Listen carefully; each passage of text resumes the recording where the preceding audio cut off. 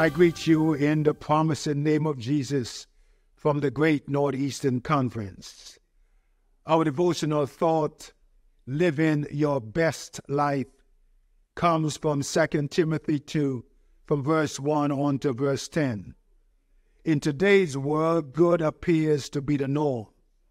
We have become a people who have settled for good, a good job, a good education, a good life. But a very wise man once said that good is the greatest enemy of best.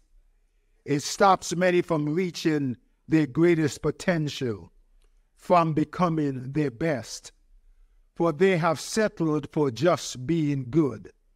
And if you will, allow me to challenge us by asking the question, are we living a good life, or are we living our best life?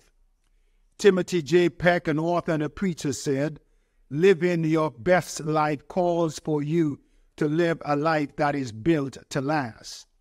He tells us a life that is built to last is more than a successful life, more than a happy life, more than realizing a dream, more than achieving and accomplishing things.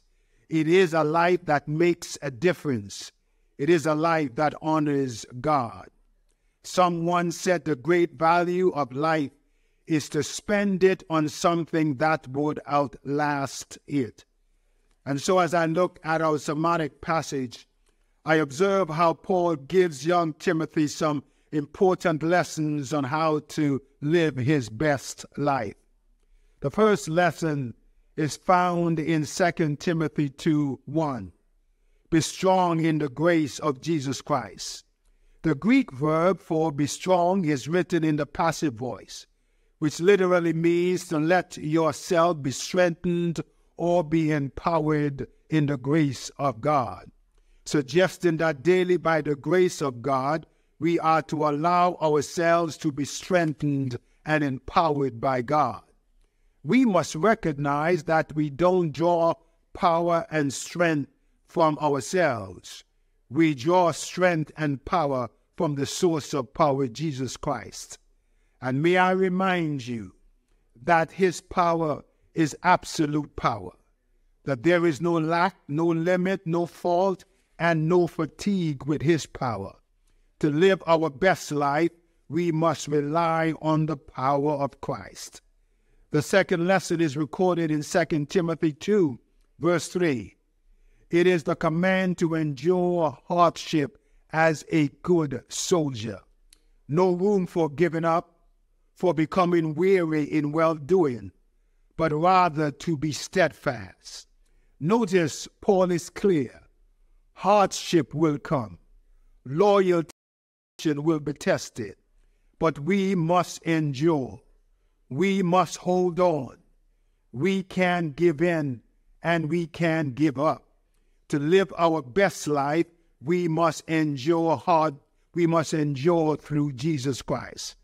Then the third lesson, and perhaps the most important one, is recorded in 2 Timothy 2, verse 8. The command to remember Jesus Christ, his origin and his resurrection. Permit me to share with you that both his origin and his resurrection uniquely qualify Jesus to be the Messiah, the promised and the anointed one.